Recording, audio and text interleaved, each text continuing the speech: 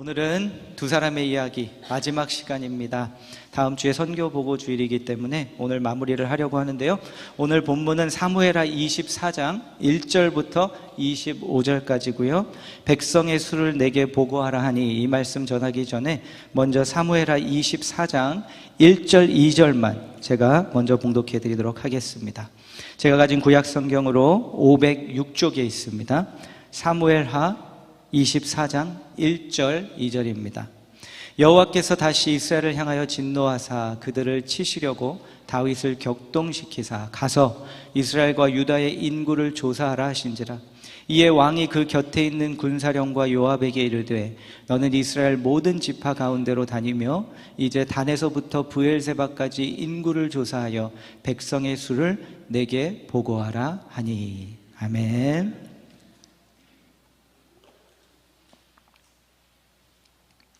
사무엘하 24장은요, 사무엘 상하의 마지막 장인데요, 이 24장은 다윗의 인구조사에 관한 내용을 담고 있습니다.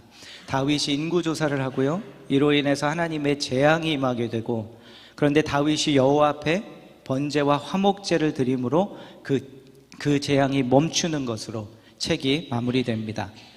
사무엘하 24장을 딱 펴면요, 1절부터 저와 여러분은 한 가지 신학적인 난관에 봉착하게 됩니다. 그것은 뭐냐면 1절을 보시면 다윗이 인구조사를 하고 하나님께서 심판의 재앙을 내리셨는데, 1절을 보면 하나님께서 다윗을 격동시키셔서 이렇게 인구조사를 했다고 기록하고 있습니다. 그러면 하나님이 격동시키셔서 해놓고선 심판은 또 뭔가, 이 신학적인 이런 난관을 우리가 이제 지나가게 되죠. 그런데 이 동일한 사건을 역대상 21장에서도 기록하고 있는데, 역대상 21장을 가면 또 거기에서는 무슨 말씀을 하고 있냐면, 사탄이 일어나 이스라엘을 대적하고 다윗을 충동하여 이스라엘을 계수하게 하니라. 그러니까 역대상에 가면 또 여기서는 하나님이 격동시킨 것이 아니라 사탄이 다윗을 충동해서 인구조사를 했다, 이렇게 말씀하고 있습니다.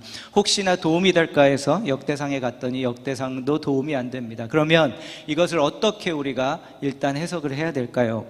사무엘하에서는 이 구약에 있는 그러한 견해이기도 하고 또 세계관이기도 하고 말씀에서 보여주는 건데요, 모든 것은 어쨌든 주님의 허락하심 안에서 일어납니다. 그러니까 이 사무엘하에서는 그 모든 일이 하나님이 허락하심 안에 일어났고, 조금 더 자세하게 들어가 보면 그 유혹이 사탄을 통해서 일어났고 그것을 허락하셨고, 하지만 결국에 가서 그 유혹을 받아들인 것은 다윗 자신이고, 자신이 그 유혹에 넘어가서 그 인구조사를 하게 되었기 때문에 결국에는 다윗과 이스라엘 백성들이 심판을 받게 되었다, 이렇게 이해하면 좋을 것 같습니다. 물론 이것이 다 흡족하게 풀리는 것은 아니지만, 시작하자마자 혹시라도 이게 뭔가 하시는 분이 있을까 해서 간단하게만 말씀드리고요, 제가 이해하는 바에서만 간단히 설명을 드립니다.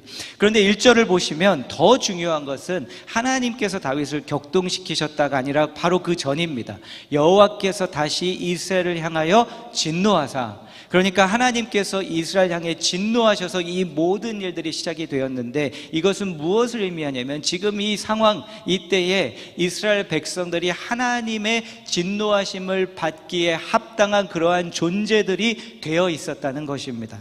그래서 결국은 그 영향이, 이 백성들이 여호와 하나님을 진노하게 할 만큼 한 그들의 죄가 무엇인지는 모르지만, 그것이 그들의 지도자인 다윗의 왕까지 오히려 반대로 영향을 끼쳐서 그 유혹까지 일어나게 되었다는 것입니다. 이것은요, 무엇을 의미하냐면 지도자만 공동체에 영향을 끼치는 것이 아니라, 당연하죠, 지도자는 공동체에 영향을 끼치죠.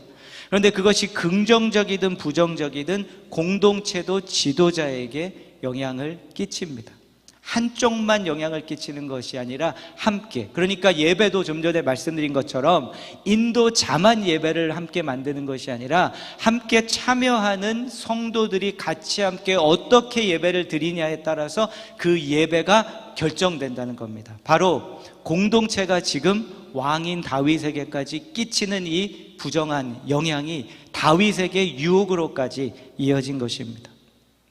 그런데 다윗이 인구조사를 하라는 그 명령을 들은 다윗의 장군 요압은요, 다윗이 인구조사를 하지 말아야 했음을 인식하고 있었던 것 같습니다. 그 다음 3절입니다. 요압이 왕께 아뢰되 이 백성이 얼마든지 왕의 하나님 여호와께서 100배나 더하게 하사 내 주 왕의 눈으로 보게 하시기를 원하나이다.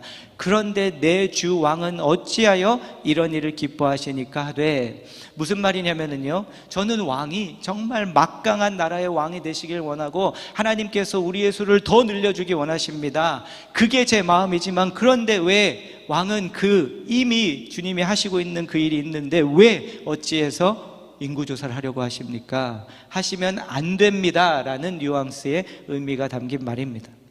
그럼에도 다윗은 마음을 돌리지 않고 인구조사를 실행하게 합니다. 4절입니다. 왕의 명령이 요압과 군대 사령관들을 재촉한지라 요압과 사령관들이 이스라엘 인구를 조사하려고 왕 앞에서 물러나. 그래서 하라고, 그리고 하고 10개월 정도가 걸리고요, 8절을 보면 그 다음 무리가 국내를 두루 돌아 9달 20날 만에 예루살렘에 이르러 그 인구 수를 다윗에게 보고합니다. 9절, 요압이 백성의 수를 왕께 보고하니 곧 이스라엘에서 칼을 빼는 담대한 자가 80만 명이요 유다 사람이 50만 명이었더라. 칼을 빼서 전쟁에 나갈 수 있는 자들이 이스라엘의 모든 유다 지파를 제외한 다른 사람 지파들 중에 80만이 있었고요, 유다 지파 중에는 50만 명이나 있었습니다. 이 이스라엘이란 나라가 다윗이 왕이 되고 이렇게까지 막강해지고 커진 겁니다. 그러면 이것을 보면서 표면적으로는 기뻐해야 할 것 같습니다. 그런데 그 인구조사를 한 다윗, 이것으로 인해서 하나님의 심판이 말씀드린 것처럼 재앙이 임하게 됩니다. 세 가지를 택하라고 하는데 다윗이 그 중에 한 가지를 택하고요, 그대로 택한 대로 전염병이 일어납니다. 그리고 결국에는 또 하나님께서 긍휼을 베풀어 주셔서 제사를 드리는 다윗을 보시고 또 그 전염병을 멈추게 하십니다. 여기서 저와 여러분에게 일어나지 않을 수 없는 질문이 하나가 있습니다. 그것은 뭐냐면요, 다윗이 인구조사를 한 것이 무엇이 문제인가?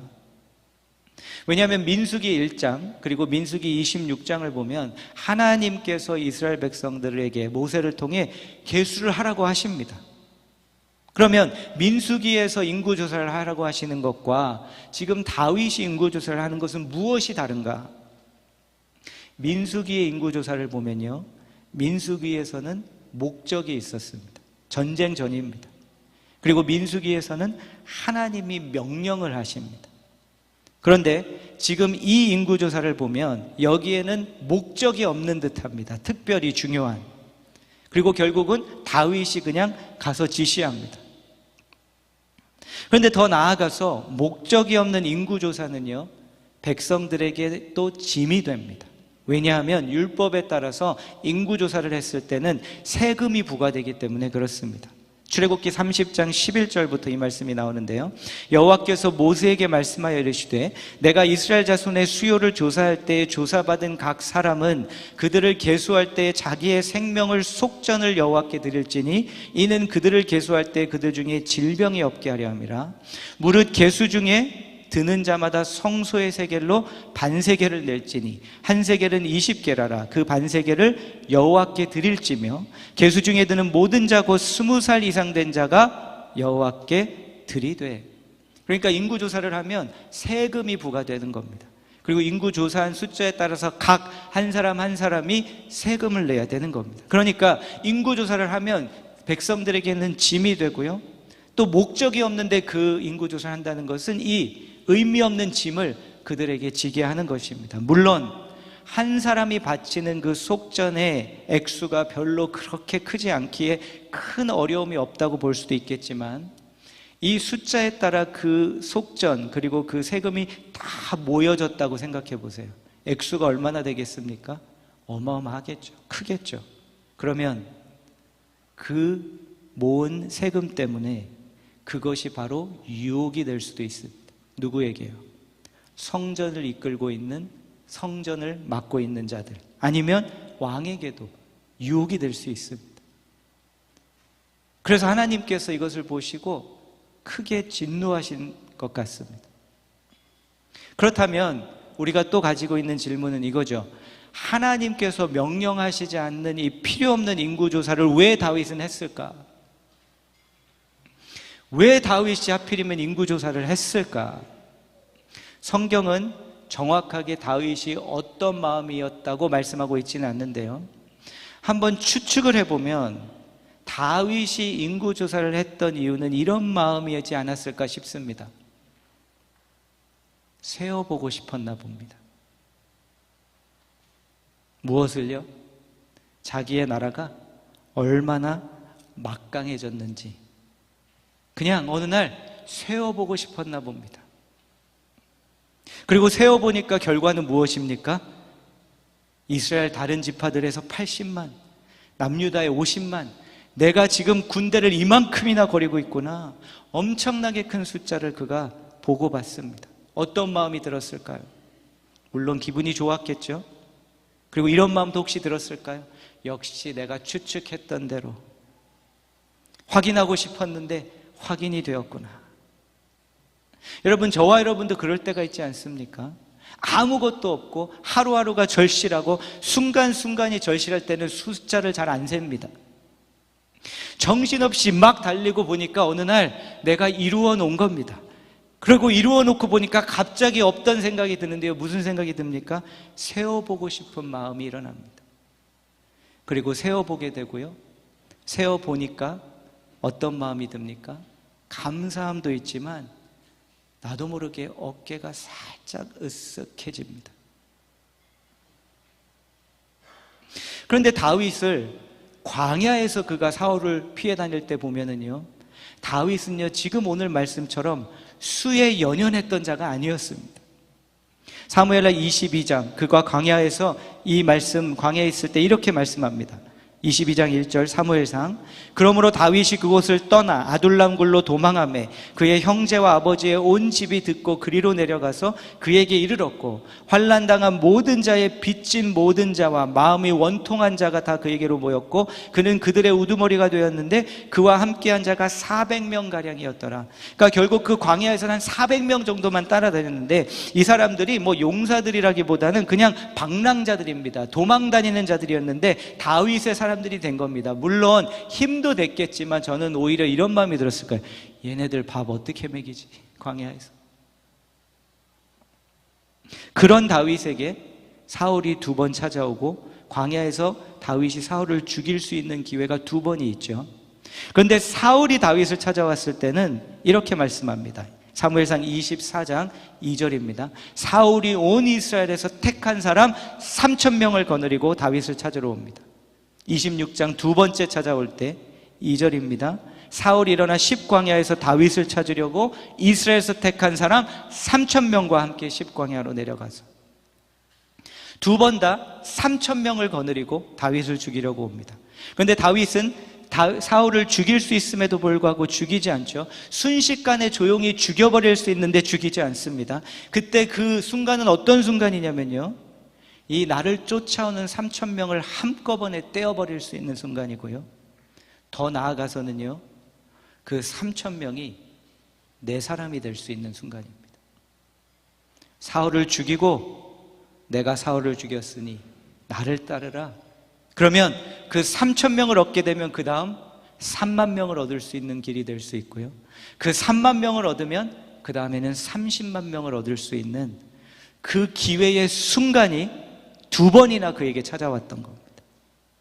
그럼에도 그는 그 사울을 죽이지 않는데요, 그가 2번 반복해서 하는 고백이 있습니다.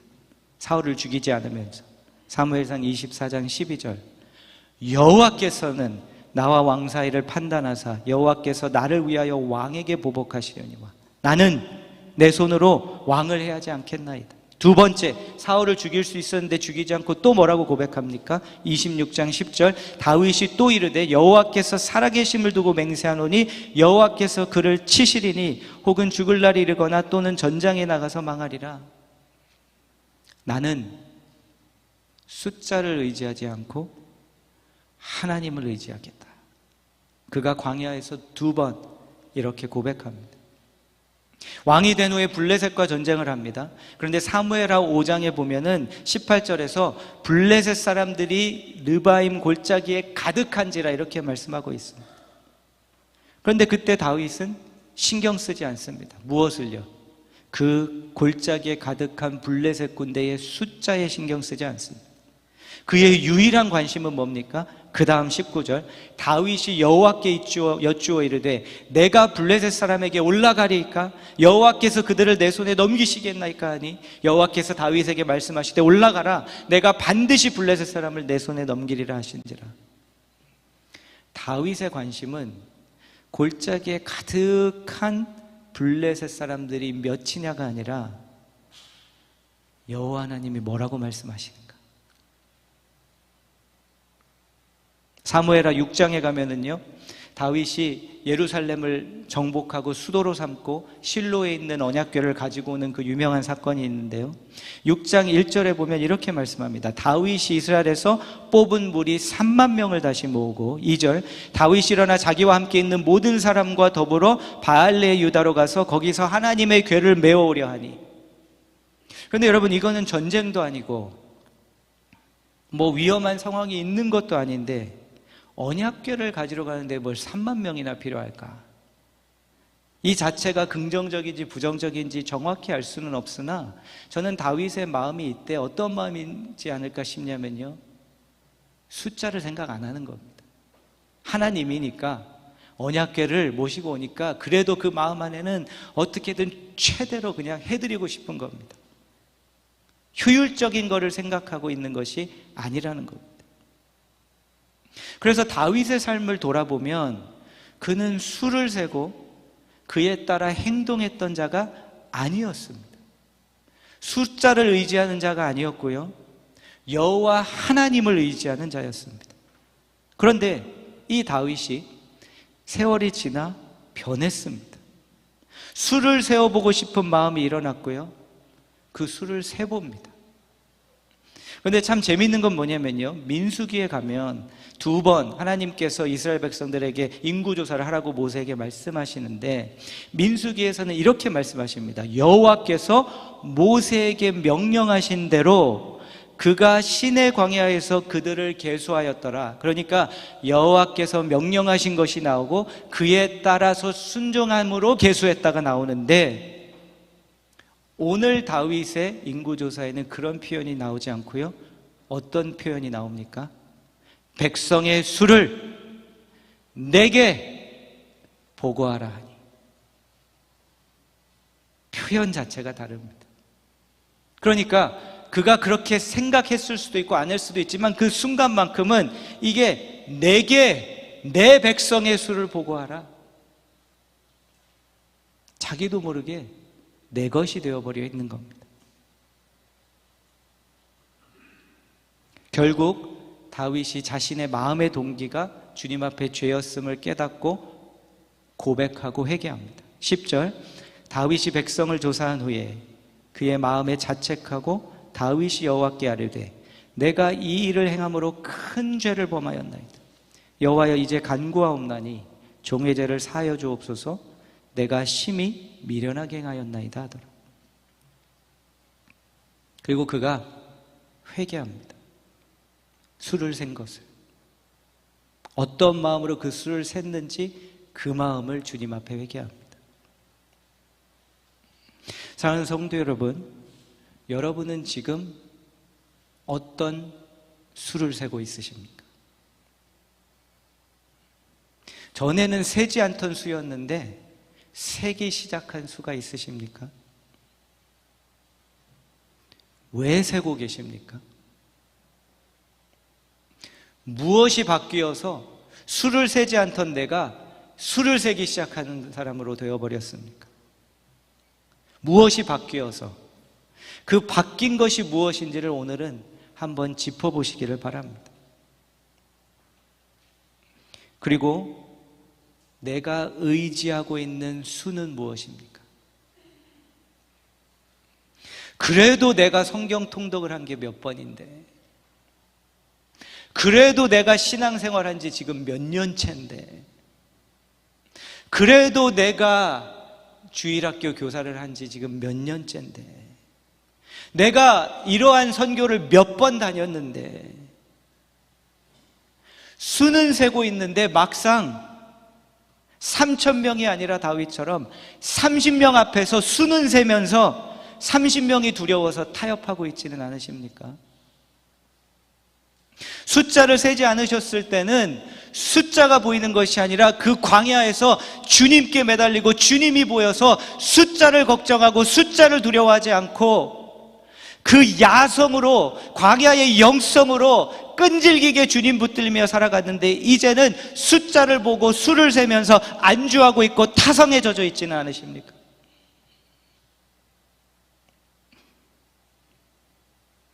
수를 의지하지 말고 주를 의지하십시오. 이 말씀은 또 저에게도 씨름의 말씀이었습니다. 무엇을 나는 그러면 세고 있는가?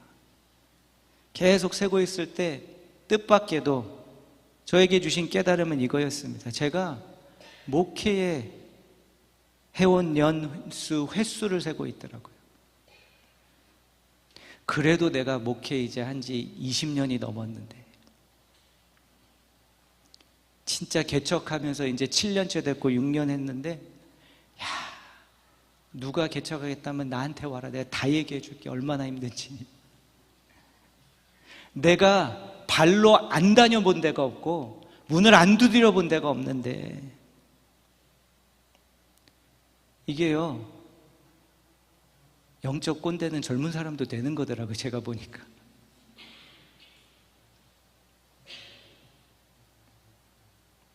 그렇지만 제 씨름은 계속됐습니다. 그래도 주님, 저 그때로는 안 돌아가고 싶습니다. 그 자리, 그 힘들어서 안 가고 싶어요, 그때는. 근데 자꾸 주님의 마음은 그때로 가라고 하는 마음을 자꾸, 너 가야 된다, 그때로. 아니, 안 가겠다니까요. 저는 사무실이 필요합니다, 말씀 준비할 때. 다시 커피숍에서 커피숍 왔다 갔다 합니까? 안 가고 싶습니다, 주님. 왜 돌아가라고 하십니까, 그때로? 그런데 상황이 글로 돌아가라고 하시는 게 아니라 제 마음이 글로 돌아가라고 하시는 거예요.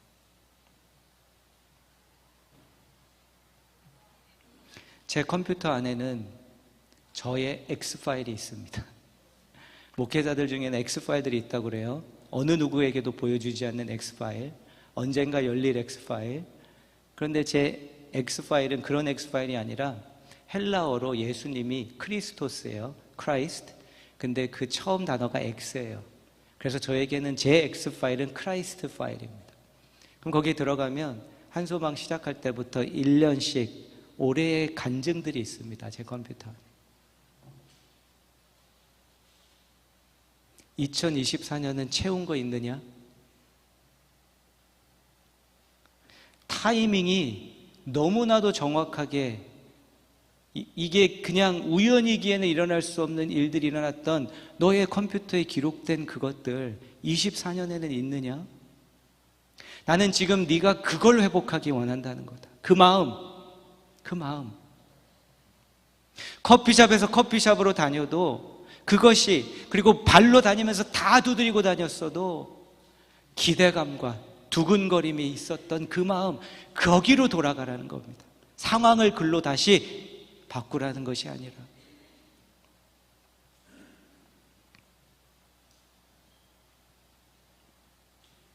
그 외에 많은 여러 가지 파일들 안에 많은 것들이 있는데, 주님이 허락해 주시면 저의 모든 것이 담긴 파일을, 나중에 시간이 걸리겠죠. 더 많이 쌓아야 되니까. 저에게 주시는 한 사람이면 그 한 사람, 이민교회 목회자들 누가 됐든 다 주려고 지금 준비하고 있어요. 그 만남을. 저는 그런 만남을 목사님, 나이 드신 분, 이런 분과 선배 만나게 하셨기 때문에 이걸 알거든요. 하나님이 인도해 주신 만남, 그 사람, 내 후배를 만나면 내가 다 줄 거다, 내 것을. 노하우부터 모든 것까지. 근데 아직은 더 쌓으라고, 아직은 쌓고 있게 하시는 것 같은데요. 그 마음, 이런 마음.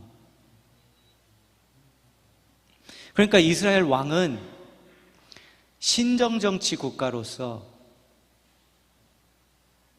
내 군대의 숫자를 의지하는 왕이 아니라 여호와 하나님을 의지하라고 세운 자인데, 다윗은 80만, 30만을 보고 흐뭇해하고 있고 그것을 의지하고 있었던 것입니다.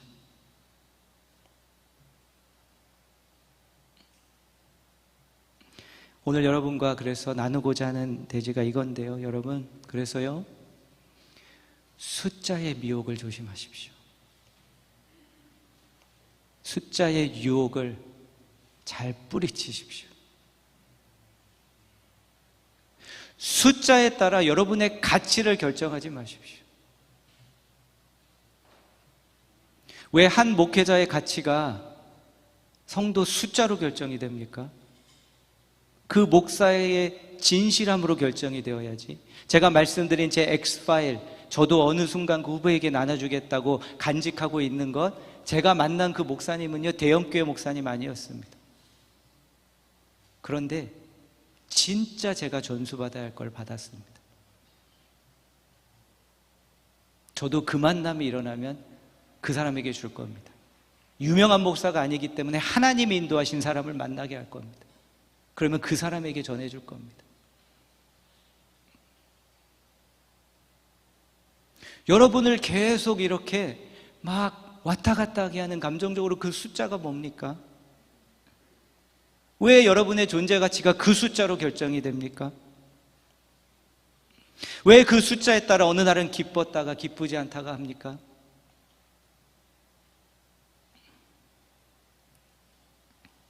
사랑하는 성도 여러분, 수를 의지하지 않으시고 주를 의지하시는 모든 여러분들이 되시기를 주의 이름으로 축원합니다. 그래서요, 예배에 주님께서 성령님을 통해 지나가시면서 나를 부르시는 순간, 그것을 붙들기 위해서 찬양 가사 보시면요, 내가 지금 묶여있는 그 숫자, 어떤 분들에게는 이럴 수도 있어요. 저는 다윗과 반대입니다. 제 숫자를 세보니까 제 숫자는 너무 작아요. 좋습니다. 광야의 영성을, 야성을 가질 수 있는 때입니다.